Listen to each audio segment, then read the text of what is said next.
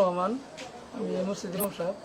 আমি এখানে উজু করতেছি, পাশে একটা লোক নিয়ে, তখন একটা লোক এসে বললো যে এখানে ইমাম সাহেবকে। আমি বললাম আমি। পরে চেয়ারম্যান সাহেব ডাকতেছে, পরে চেয়ারম্যান সাহেবের কাছে গেলাম। চেয়ারম্যানের নাম কি? চেয়ারম্যান নাম হলো হারুন রশিদ সেলিম। বলেন। পরে উনি চেয়ারম্যান সাহেব আমাকে বললো যে আজ থেকে তুমি মাইকে আজান দিবা না, মুখে আজান দিবা, তুমি ডিডি সাহেবকে এখনই জানাই দেবা যে আসরে আজান মাইকে না হয়। এরপরে আমি আমার মসজিদে যে মালিক তাকে আমি জানাইছি, এরপরে বন্ধ করি। তারপরে কি হয়েছে? আমি আমার কমিটিতে জানাইলাম, জানানোর পরে ওনারা আসলো, উনি চলে গেলো। এরপরেই ওনারা আবার আসে, ওনারাও আসতে পরে ঝগড়া হচ্ছে। আমরা অনেক বসা ছিলাম, চেয়ারম্যান আসলো, এদিকে তাকাই। চেয়ারম্যান এসে বললো যে এদিকে মোটরসাইকেল নিয়ে থামায় ওই ইমাম সাহেবের বললো যে আপনারা এরপরের থেকে মাইকে কোনো আজান দিবেন না। কারণটা কি? কারণটা হইলো আজান বড় মসজিদে হবো, এই আজান চলবো না, এই মসজিদে আজান চলবো না। নতুন হয়েছে মসজিদ, পঞ্জাগানা মসজিদ, এখানে জামাত হয়, কেন উনি আজান দিতে দিব না আজানের বিরুদ্ধে। পরে ওরে জানাইতে বলছে যে আমরা মসজিদ কমিটিতে জানান। পরে ও মসজিদ কমিটিতে ফোন দিয়ে জানাইছে, জানানোর পরে আমরা আসছি। আসার পরে চেয়ারম্যান দলবল নিয়ে এসে অ্যাটাক করছে, মসজিদের জায়গাটি করছে, ঈদ দেখাইছে, আমাদের হামলা করছে। এতে কেউ আহত হয়েছে কি আপনাদের? আমার চোখের মধ্যে অন্য দাঁড়ায় আসছিলাম, বালু দিয়ে চোখের মধ্যে দিয়েছে। চেয়ারম্যান সাহেব নিজেই মারছে, কয়জন লোক আছে? চেয়ারম্যান নিজেই মারছে, বালু দিয়ে আমার চোখের মধ্যে মারছে। আরো মুসল্লি আসলে উজু করতেছে, তাদের শরীরেও লাগছে। আচ্ছা, এটার কারণটা কি? কারণটা হইলো চেয়ারম্যান ওরে বলে ওর কাছ থেকে অনুমতি নিয়ে এই মসজিদ মাদ্রাসা করুন না, ওর কাছ থেকে অনুমতি আমরা নিয়ে নিই। এটা ওরা অন্যায় করছে, এই মাদ্রাসা মসজিদ করলাম খাই। আর এখানকার হলো সাধারণ সম্পাদক এই মসজিদের। এখানে আসার পরে আমি জানি এখানে আমার চাচারা এখানে সভাপতি। এখানে আসার সময় গন্ডগোল হয়েছে, আমার বাবা উপরে ছিল ইসলামিক ফাউন্ডেশন, ওনার গায়ে হাত তুলছে। তোলার পরে এখানে মসজিদ ভাঙ্গাভাঙ্গি করছে, ওনারা এনে আজান দিতে দিবে না, বড় মসজিদে আজান দিতে হবে, এনে আজান দেওয়া যাবে না। কেন আজান দেওয়া যাবে না? ওটা বলে ওর অনুমতি লাগবে। উনি হলো পুরা কাফের, আমি এই মসজিদে হইতেছে না, পুরা কাফের গিয়ে করছে, এবং আমাদের লোকজনের না, আমার বাবার গায়ে হাত তুলছে উনি। এটা আমি কি বলবো, আর এটার সুষ্ঠু বিচার চাই আমি। তখন এই যে ওইখানে একটা ক্লাব ঘর তৈরি করে দেয়, তখন ওই সমস্ত পোলাপান এখন সবাই চাকরি করে। যাওয়ার পরে এইটা যখন আমরা এই ক্যাম্পাসটাকে যখন একটা হাফিজি মাদ্রাসা আর এটা করার জন্য গ্রামের সবাইকে আমরা জানাইলাম, একদিন নেই একাধিকবার মসজিদের এটা কথা হয়েছে যে এখানে যেহেতু আমাদের পর্যাপ্ত জায়গা পড়ে রয়েছে, বাজারের মানুষ ফিল্ডের মধ্যে নামাজ পড়ে, তার সাথে বরং এখানে একটা হাফিজি মাদ্রাসার সাথে যদি একটা নামাজ ঘর হয় তাহলে বাজারের মানুষ নামাজ পড়তে পারবে। 2.5 মাসের মধ্যে আমরা এটাকে আমাদের পারিবারিকভাবে কেউ যদি সমাজের যে বলবো না তা না, একেবারে নিম্ন শ্রেণীর 2-4 জন যদি উদ্বোধন করলাম, কেউ 200 টাকা, কেউ 100 টাকা, কেউ 500 টাকা দিছে। আমি আমার ছোট ভাইদের বলছি যে এই গ্রামের যদি কেউ সোয়াব খুলে আমাদের দরকার না, সবারই দরকার, কেউ যদি 10 টাকাও দেয় তোরা নিবি, কিন্তু কারো কাছে কোনো চাওয়া চাই নেই। কেউ যদি ইচ্ছা করে আমি দেওয়ার পরে আমরা এটা যেদিন উদ্বোধন করলাম, ওই দিন আমি মসজিদে বললাম যে কালকে আমরা উদ্বোধন করবো, আপনারা সবাই দাবান।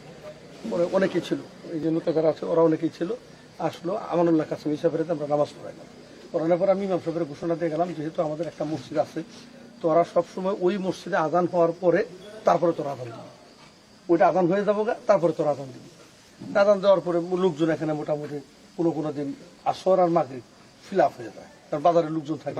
আর এই মসজিদ এই নামাজ ঘরটা করার কারণে নামাজি যারা কোনোদিনই নামাজ পড়ে নাই, এরকম 25 থেকে 30% লোক নামাজি হয়ে গেছে। আচ্ছা, চেয়ারম্যান তাতে আপনার দুইটা মসজিদ হলো, এখানে বাজার চেয়ারম্যান কেন? এই হঠাৎ করে এই ক্লাবটা আবার জাগ্রত করার জন্য তারা পোলাপানের টিন বাঁধতেছে, তারপরে একদিন হঠাৎ করে ঈদগাহ আছে। তারপরে আমি 2-4 জনের ডাক দিয়ে বললাম তোদেরকে একটু বুঝাও, কারণ ওই জায়গাটা যেহেতু স্কুলের, ক্লাবঘর ভাঙ্গার ক্ষমতা আমার নাই। স্কুলের পরিবেশ ঠিক রাখার জন্য হেডমাস্টার দায়ী, 2 স্কুলের হেডমাস্টার বুঝবে যে তার এখানে এই ক্লাবঘর থাকলে সুবিধা হবে কিনা, এবং যারা এই ক্লাবঘর তৈরি করার জন্য আসছে এরা কেউ ছাত্র না, এরা হলো তার পাশা গুন্ডা, তার সাথে সবসময় থাকে। কার পাশা গুন্ডা? চেয়ারম্যানের, ওর পাশেই থাকে সবসময়। তো পরে যাই হোক, কালকে আমি এসে ছেড়ে দেখলাম যে আবার করতেছে, বললাম যে তোমরা করো, আমার কোনো আপত্তি নেই, তবে ওই ঘরের পানি আর এই ওয়ালের উপরে যে তোমরা ওয়াল তুলছো ওয়ালটা সরাই ফেলো, ওই ঘরের পানি যেন কবরের উপরে না পড়ে। এটা একটা সেন্সিটিভ বিষয়। আমার বাবার কবরের উপর আরেকজনের ঘরের পানি পড়বে, এটা ক্লাবের ঘর। আর ক্লাব কোনোদিনই মসজিদের সমসাময়িক হতে পারে না। ক্লাব হলো দুনিয়ার সবচেয়ে নিকৃষ্ট জায়গা, সবচেয়ে উচ্চতর জায়গা হলো মসজিদ। ওইটাকে এস্টাবলিশ করার জন্য সে ওইটা করে লাগছে। কালকে আমি বললাম যে তারা যে গাছিতে আছে সিমেন্ট কাটা করবে, পরে দেখ জানলাম যে আমাদের এই ব্লকের মেম্বার সাহেব সিমেন্ট দিচ্ছে। 31শে মার্চ ইউনিয়ন পরিষদের নির্বাচন সংগঠিত হয়েছে এবং আজকের যারা এই আমার বিবাদী আব্দুর রাজ্জাক বাবলু যে নির্বাচনে আমাকে মানে পরাজিত করার জন্য আজিজের সঙ্গে, আজিজ হলো তার আপন খাবু, সে আমার গ্রামের ছেলে হয়েও সে আমার বিপক্ষে অবস্থান নিয়েছিল আমাকে পরাজিত করার জন্য। তো পরাজিত করতে পারে নাই। আমি বিপুল ভোটের ব্যবধানে তোলা ইউনিয়নের চেয়ারম্যান নির্বাচিত হয়েছি। এরপরে থেকেই এই আব্দুল আজিজের এই দোসর আব্দুর রাজ্জাক বাবলু এবং তার ভাইরা বিভিন্নভাবে আমাকে হুমকি ধমকি এবং বিভিন্নভাবে আমাকে সমস্যায় ফেলার জন্য তারা আপ্রাণ চেষ্টা করে আসতেছে। আজকের এই যে ঘটনা, আজকের এই ঘটনার সম্বন্ধে শুধু ছোট্ট একটু মানে ধারণা আপনাদেরকে দিব। সেটি হলো যে 30 বছর আগের এই পাবই ঐতিহ্যবাহী একটা ক্লাব, যে ক্লাব তাদের গুরুস্থানের ওয়াল হওয়ার আগে এই ক্লাবের ঘর মানে সম্পন্ন হয়েছিল। সেই ঘর তারা আজকে গায়ের জোরে তারা মানে সন্ত্রাসীদেরকে নিয়ে তার ভাই সাইদ এবং আব্দুর রাজ্জাক বাবলুর হুকুমে এই ক্লাব ঘরের টিন, ক্লাব ঘরের ওয়াল সব ভাঙি চড়ে ফেলছে। এই বিষয়টা ক্লাবের ছাত্র ঐক্য পরিষদের যখন এরা আমাকে অভিযোগ দিল যে আমাদের দীর্ঘদিনের ক্লাব তারা ভেঙে ফেলছে, আমি এই বিষয়টাই আমি আব্দুর রাজ্জাক বাবলুকে প্রতিবাদ করে বলছি যে এই ছাত্রদের ক্লাব 30 বছর আগের ক্লাব, এটার সঙ্গে তোমার কি শত্রুতা? তুমি তো শত্রুতা আমার সঙ্গে করে আসতেছো। তো এরা এটাকে তাড়াতাড়ি সে মোবাইলটা কেটে দিচ্ছে, কেটে দিয়ে তারা সংগঠিত হয়েছে লাঠি সোটা এবং রামদা ফালা নিয়ে তারা রেডি ছিল। এটা আমি জানি না। আমি ছিলাম আমার ফিশারিতে, আমার ফিশারি থেকে আমি যখন বাজারের ভিতর দিয়ে আসতেছি তারা অতর্কিত আমার উপরে হামলা চালাইছে, আমার উপরে হামলা চালাইছে এবং হামলা চালায় তারা একটা শাবলের আমাকে মানে মৃত্যু নিশ্চিত করার জন্য শাবল দিয়ে একটা পার মারছিল। শাবলটা আমি ধরছি, সেই শাবলটা যায় আমার হাতের এক জায়গায় যায় হাত কেটে গেছে। শাবলটা ধরছি এবং একটা লাঠি দিয়ে বাড়ি দিছিল, সে লাঠিও ধরছি। ইতিমধ্যে গ্রামবাসী 200-300 গ্রামবাসী জমা হওয়ার পরে তারা দৌড়ায় মসজিদের ভিতরে চলে যায়। তারা যে মসজিদ নিয়ে কথা বলছে, সেই মসজিদ সম্বন্ধে আমি এটুকুই বলবো যে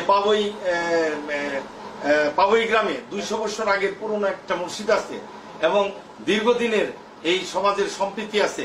এই সম্প্রীতি মসজিদকে মানে এই সম্প্রীতি নষ্ট করে তারা নিজেদের অর্থায়নে নিজেদের অর্থায়নে তারা এখানে পাবই বাজারে একটা মসজিদ করছে।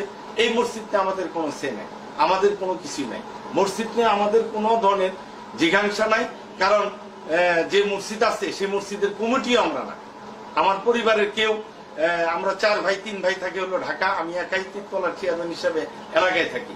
আমি এক এক সময় এক এক জায়গায় আমি নামাজ পড়ি, অতএব আমার মসজিদেও আমি নামাজ পড়তে পারি না।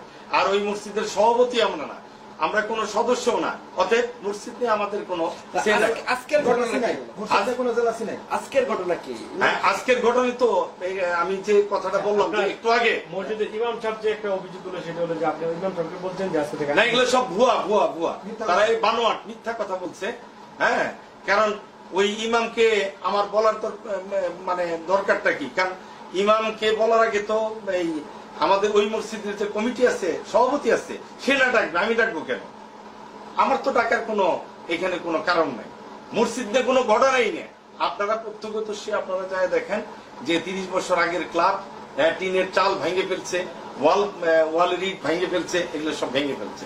আপনার তো সরজমিনে যায় দেখে তারপরে সঠিক বস্তুনিষ্ঠ যে এই মানে এই সংবাদ, সেই সংবাদ আপনারা পরিবেশন করবেন এবং আপনাদের এই সংবাদের মাধ্যমে আপনাদের কাছে দাবি হলো যে এরা যে এলাকায় একটা মানে অস্থিরতা তৈরি করছে, এলাকায় একটা মারমুখী অবস্থা তৈরি করছে এবং সেই পাথালিয়া থেকে বিভিন্ন জায়গা থেকে লোকজন নিয়ে এসে আমাদের এলাকাবাসীকে নাস্তানুদ করতেছে। এমনকি আজকে আমার চেয়ারম্যানের সামনেও তারা হামলা চালাইছে। এটা নির্বাচনে হেরে যায় তারপরের দিন থেকেই তারা এই কাজগুলা করতেছে। আপনাদের মাধ্যমে এটার সুষ্ঠু বিচার আমি দাবি করতেছি।